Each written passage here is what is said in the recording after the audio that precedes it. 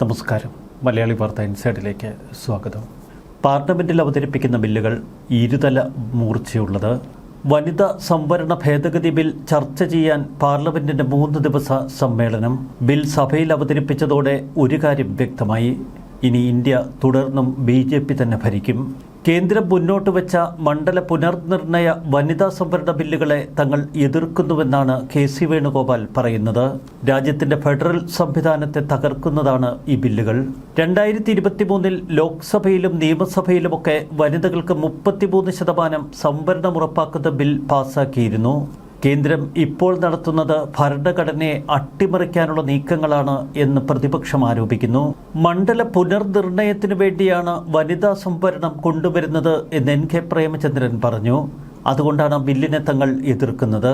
രാജ്യത്തിന്റെ പല ഭാഗങ്ങളിലും മണ്ഡല പുനർനിർണയ ബില്ലിനെതിരെ അതിശക്തമായ പ്രക്ഷോഭമുയരുന്നു.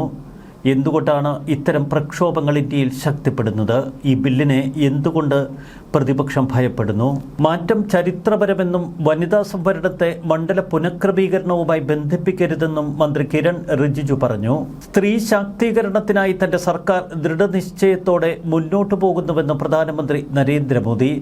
വനിതാ സംവരണ ബിൽ പാസ്സാക്കാനായി പാർലമെന്റിന്റെ പ്രത്യേക സമ്മേളനം ഇന്നു മുതൽ 3 ദിവസത്തേക്ക് ചേരുന്നതിന് മുന്നോടിയായി മോദിയുടെ വാക്കുകൾ. 2029 പാർലമെന്റ് തെരഞ്ഞെടുപ്പിൽ ഇനി 850 ലോക്സഭാ സീറ്റുകൾ. ഇതാണ് പ്രതിപക്ഷത്തെ ഭയപ്പെടുത്തുന്നത്. 2011 സെൻസസിന്റെ അടിസ്ഥാനത്തിൽ ലോക്സഭ നിയമസഭാ മണ്ഡലങ്ങളുടെ എണ്ണം പുനഃക്രമീകരിക്കാനാണ് ഇപ്പോൾ കേന്ദ്രത്തിന്റെ നീക്കം. ജനസംഖ്യാടിസ്ഥാനത്തിലാണ് മണ്ഡല പുനർനിർണയം നടത്തുന്നതെങ്കിൽ ജനസംഖ്യാ നിയന്ത്രണം മികച്ച രീതിയിൽ നടപ്പാക്കിയ ദക്ഷിണേന്ത്യൻ സംസ്ഥാനങ്ങൾക്കത് വലിയ തിരിച്ചടിയാകും. എന്നാൽ ജനസംഖ്യാനുപാതികമായ വർധനയ്ക്ക് പുറമെ സീറ്റുകളിൽ 50% വർധന കൂടി ഉറപ്പാക്കുന്ന ഫോർമുല ഉപയോഗിച്ച് ദക്ഷിണേന്ത്യൻ സംസ്ഥാനങ്ങളുടെ ആശങ്ക പരിഹരിക്കുമെന്നാണ് കേന്ദ്ര ആഭ്യന്തരമന്ത്രി അമിത്ഷാ പറയുന്നത്. അതും ദക്ഷിണേന്ത്യൻ സംസ്ഥാനങ്ങളെ ഭയപ്പെടുത്തുന്നു.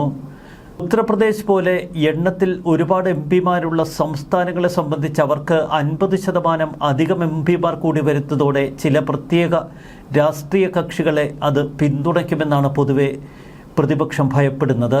മുഖ്യമന്ത്രി പിണറായി വിജയൻ, തമിഴ്നാട് മുഖ്യമന്ത്രി MK സ്റ്റാലിൻ, തെലങ്കാന മുഖ്യമന്ത്രി രേവന്ത് റെഡ്ഡി തുടങ്ങിയവരുൾപ്പെടെ ഇപ്പോൾ കേന്ദ്രത്തിനെതിരെ ശക്തമായ പോരിന് സംസ്ഥാന മുഖ്യമന്ത്രിമാർ കളത്തിലിറങ്ങി. ലോക്സഭയിൽ നിലവിൽ 543 അംഗങ്ങളാണുള്ളത്.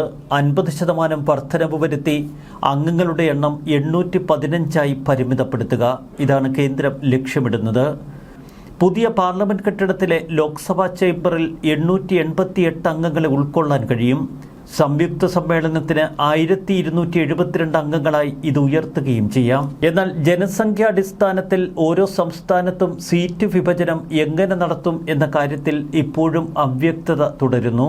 ഡീലിമിറ്റേഷനെ കുറിച്ചുള്ള പൊതു ചർച്ചകളിൽ കേന്ദ്രം പറയുന്നത് പാർലമെന്റിൽ നിലവിൽ ഓരോ സംസ്ഥാനവും വഹിക്കുന്ന സീറ്റുകളുടെ അനുപാതം നിലനിർത്തുമെന്നാണ്. ഭരണഘടനയുടെ ഒരു വ്യക്തി ഒരു വോട്ട് ഒരു മൂല്യം ഈ തത്വത്തിന് കീഴിൽ വിലയിരുത്തപ്പെടുമ്പോൾ വടക്കേ ഇന്ത്യയിലെയും ദക്ഷിണേന്ത്യയിലെയും സംസ്ഥാനങ്ങളിൽ ജനസംഖ്യയിൽ 4 പതിറ്റാണ്ടുകളായി അടിച്ചുകൂടിയ വലിയ വിടവ്, ഇത് കണക്കിലെടുക്കുമ്പോൾ അത്യന്തം സങ്കീർണമായിരിക്കും ഈ നടപടിക്രമങ്ങൾ. 1971 സെൻസസ് അടിസ്ഥാനമാക്കിയുള്ള ഡീലിമിറ്റേഷന് ശേഷം ഒരു ഡീലിമിറ്റേഷനും ഇന്ത്യയിൽ നടപ്പാക്കിയിട്ടില്ല. 2011 സെൻസസ് അടിസ്ഥാനമാക്കി ഏറ്റവും പുതിയ ഡീലിമിറ്റേഷൻ നടത്താനാണ് ഇപ്പോൾ കേന്ദ്ര സർക്കാർ ഇറങ്ങിത്തിരിച്ചിരിക്കുന്നത്. ഭാവിയിലെ അതിർത്തി നിർണയ പ്രക്രിയകളുടെ സ്വഭാവം സമൂലം മാറും. ഓരോ ദശാബ്ദ സെൻസസിന് ശേഷവും അതിർത്തി നിർണയത്തിനുള്ള ഭരണഘടനാ ചട്ടക്കൂട് അവസാനിപ്പിക്കാൻ ബില്ലുകൾ നിർദ്ദേശിക്കുന്നു. ഭരണഘടനയുടെ ആർട്ടിക്കിൾ 82 നിർദ്ദേശിക്കുന്ന ഭേദഗതിയാണ് ഈ മാറ്റത്തിനുള്ള കാതൽ. 2026 കരട് ഭരണഘടനാ ബിൽ ഓരോ സെൻസസിനും ശേഷമുള്ള പുനഃക്രമീകരണം എന്നതിൽ നിന്ന് മണ്ഡലങ്ങളുടെ പുനഃക്രമീകരണം എന്നാക്കി മാറ്റാൻ ഇപ്പോൾ കേന്ദ്ര സർക്കാർ ശ്രമിക്കും. ചുരുക്കത്തിൽ ഓരോ സെൻസസിന് ശേഷവും സീറ്റ് വിഭജനം, നിയോജക മണ്ഡല വിഭജനം എന്നിവ നടത്തണമെന്ന വ്യക്തമായ ആവശ്യകത നീക്കം ചെയ്യുകയാണ് പുതിയ ബില്ലിലൂടെ. ചുരുക്കത്തിൽ ദശാബ്ദങ്ങളായി തുടരുന്ന ജനസംഖ്യാ ഡേറ്റയുമായി ബന്ധപ്പെട്ട നിർബന്ധിതവും ആനുകാലികവുമായ ഒരു വ്യായാമമായിരിക്കില്ല ഇനി അതിർത്തി നിർണയം. ആർട്ടിക്കിൾ 81 അനുബന്ധം സീറ്റ് വിഭജനത്തിനായി ജനസംഖ്യയെ പുനർനിർവചിക്കുന്നു. അവസാനം പ്രസിദ്ധീകരിച്ച സെൻസസിനെ ഇനി ആശ്രയിക്കേണ്ടതില്ല. അതിനു പകരം ഏത് സെൻസസ് കണക്കുകൾ ഉപയോഗിക്കണമെന്ന നിയമം വഴി നിർണ്ണയിക്കാൻ പാർലമെന്റിനെ ഇത് ചുമതലപ്പെടുത്തും. റഫറൻസ് ജനസംഖ്യ തെരഞ്ഞെടുക്കുന്നതിൽ ഇതൊരു കീഴ്വഴക്കമായി മാറും. വിവേചനാധികാരം അന്നത്തെ രാഷ്ട്രീയ എക്സിക്യൂട്ടീവിലേക്ക് പൂർണ്ണമായും മാറും. ചുരുക്കത്തിൽ ഇപ്പോൾ നടത്തുന്ന മണ്ഡല പുനഃക്രമീകരണം പിന്നീട് മാറ്റിയെഴുതുക അത്ര എളുപ്പമായിരിക്കില്ല. ഭരണഘടനാപരമായി ആരംഭിച്ച ഒരു പ്രക്രിയ അതിൽ നിന്ന് മാറി അതിർത്തി നിർണയത്തെ ഒരു സാധാരണ നിയമനിർമ്മാണത്തിലൂടെ ഇപ്പോൾ നടപ്പിലാക്കാൻ കഴിയുന്ന ഒന്നായി പാർലമെന്റ് മാറ്റുന്നു. ചുരുക്കത്തിൽ പാർലമെന്റിന്റെ ഭൂരിപക്ഷം ആഗ്രഹിക്കുന്ന സെൻസസിന്റെ അടിസ്ഥാനത്തിൽ മണ്ഡല പുനഃക്രമീകരണം നടത്താൻ അവർക്ക് കഴിയും. ഇതിനർത്ഥം ഒരു പ്രക്രിയയുടെ സമയവും അത് ആശ്രയിക്കുന്ന ഡേറ്റ സൈറ്റുമൊക്കെ പാർലമെന്റിൽ ലളിതമായ ഭൂരിപക്ഷമുള്ളവർക്ക് സ്വായത്തമാക്കാൻ കഴിയുമെന്ന്. ഇവിടെ ചില വെല്ലുവിളികളുണ്ട്. 1970-കൾ മുതൽ ജനസംഖ്യ വളർച്ച വിജയകരമായി നിയന്ത്രിച്ച സംസ്ഥാനങ്ങളെ ശിക്ഷിക്കുന്നതിന് തുല്യമായി ചിലപ്പോൾ ഇത് മാറാം. അതിർത്തി നിർണയം മാറ്റുന്നതടക്കമുള്ള ഏതൊരു തീരുമാനവും 1976-ലും 2001-ലും 3/2 ഭൂരിപക്ഷത്തോടെ പാസാക്കേണ്ട ഭരണഘടനാ ഭേദഗതികൾ ആയിരുന്നു. എന്നാൽ നിർദ്ദിഷ്ട ചട്ടക്കൂട് ആ പരിധി കുറയ്ക്കുന്നു. ഭാവി സർക്കാരുകൾക്കും ഇത്തരമൊരു നടപടിക്രമം രൂപപ്പെടുത്തുന്നതിൽ കൂടുതൽ സ്വാതന്ത്ര്യം ഈ ബില്ലിലൂടെ ലഭിക്കും. നിയോജക മണ്ഡലങ്ങളുടെ പുനർനിർണയത്തിനായി അടിസ്ഥാനപരമായ ജനസംഖ്യാ ബില്ലുകൾ നിലനിർത്തിയിട്ടുണ്ട്. എന്നാൽ നിലവിലുള്ള പ്രാദേശിക സന്തുലിതാവസ്ഥ നിലനിർത്തിക്കൊണ്ട് ലോക്സഭാ സീറ്റുകൾ സംസ്ഥാനങ്ങളിലുടനീളം എങ്ങനെ വിതരണം ചെയ്യുമെന്ന കാര്യത്തിൽ ഇപ്പോഴും അവ്യക്തത തുടരുന്നു. ഏറ്റവും പുതിയ സെൻസസ് കണക്കുകളെ ആശ്രയിച്ചായിരിക്കും 2026-ലെ ഡീലിമിറ്റേഷൻ ബിൽ. അതുകൊണ്ട് തന്നെ 2011-ലെ സെൻസസ് അവർ അടിസ്ഥാന രേഖയായി ഉപയോഗിക്കും.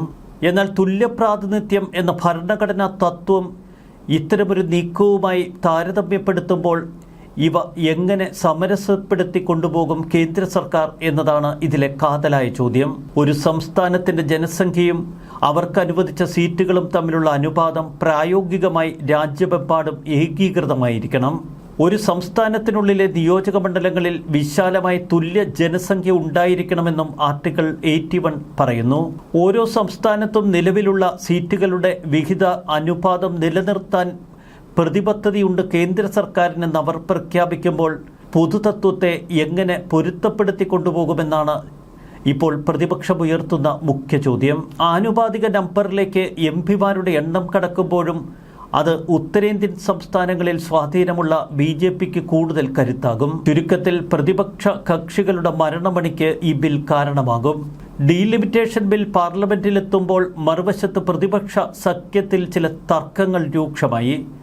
ബംഗാളിലെ തെരഞ്ഞെടുപ്പ് പ്രചരണ തിരക്കാണ് ഒരു കാരണം.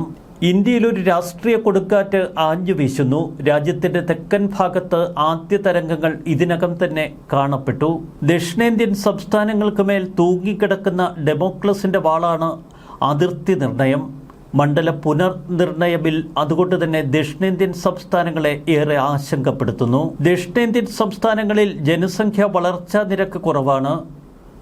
അതുകൊണ്ട് തന്നെ അവർ കൂടുതൽ മികച്ച പ്രകടനം, ആരോഗ്യ, വിദ്യാഭ്യാസം, സാമ്പത്തിക സാധ്യതകൾ എന്നിവയിലൊക്കെ പ്രകടിപ്പിക്കുന്നു. കൂടുതൽ സമ്പന്നരായ തെക്കൻ സംസ്ഥാനങ്ങൾക്ക് പോലും ഭാവിയിൽ പാർലമെന്റിൽ ഇനി സീറ്റുകൾ കുറയുമെന്ന പേടി. 1951-ൽ ഓരോ എംപിയും 7 ലക്ഷത്തിലധികം ആളുകളെ പ്രതിനിധീകരിച്ചിരുന്നു. ഇന്ന് ആ സംഖ്യ ഓരോ എംപിക്കും ശരാശരി 25 ലക്ഷമായി വർദ്ധിച്ചു. തമിഴ്നാട്ടിലും കേരളത്തിലുമൊക്കെ ഇപ്പോൾ ജനസംഖ്യാ വിഹിതത്തേക്കാൾ 9ഉം 6ഉം സീറ്റുകൾ കൂടുതലാണ് എന്ന് കണക്കുകൾ പറയുന്നു.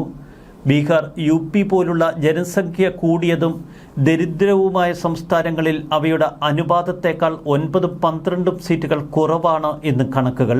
50% എംപിമാരുടെ സീറ്റ് വർദ്ധിപ്പിക്കുമ്പോൾ കാര്യങ്ങൾ വീണ്ടും കൈവിട്ടു പോകും. 2031 ആകുമ്പോഴേക്കും പ്രശ്നം രൂക്ഷമാകുമെന്നർത്ഥം. UPയിലും ബീഹാറിലുമൊക്കെ ജനസംഖ്യാനുപാതത്തിൽ നിന്ന് 1 ഡസനിലധികം സീറ്റുകൾ കുറയും. എന്നാൽ തമിഴ്നാട് ഉൾപ്പെടെയുള്ള ദക്ഷിണേന്ത്യൻ സംസ്ഥാനങ്ങൾക്ക് 11 സീറ്റുകളോളം കൂടുതലായിരിക്കും. ഇതും തർക്കങ്ങൾക്ക് വഴിമരുന്നിടും. ജനസംഖ്യ ആനുപാതികമായി MP സീറ്റുകൾ നിജപ്പെടുത്തുകയും മണ്ഡല പുനർനിർണയം നടത്തുകയും ചെയ്യുകയാണെങ്കിൽ ദക്ഷിണേന്ത്യൻ സംസ്ഥാനങ്ങൾക്ക്, പ്രത്യേകിച്ച് കേരളം, തമിഴ്നാട് പോലുള്ള സംസ്ഥാനങ്ങൾക്ക് വലിയ നഷ്ടവുമായി തീരും. ഒരു വ്യക്തി ഒരു വോട്ട് എന്ന അടിസ്ഥാന ഭരണഘടനാ തത്വം ഇവിടെ പാലിക്കപ്പെടുന്നില്ല. ഇതാണ് BJPയും കേന്ദ്ര സർക്കാരും ഉയർത്തുന്ന മുഖ്യവാദം.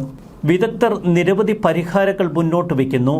എന്നാൽ അവയിൽ പലതിനും ശക്തമായ ഉഭയകക്ഷി സമവായം അനിവാര്യമാണ്. BJPക്ക് ഇതിൽ വ്യക്തമായ ഒരു രാഷ്ട്രീയ ലക്ഷ്യമുണ്ട്. ഇപ്പോൾ നടക്കുന്ന മണ്ഡല പുനർനിർണയത്തിനു ശേഷം അവരുടെ സ്വാധീന മേഖല വളരെ വർദ്ധിക്കും.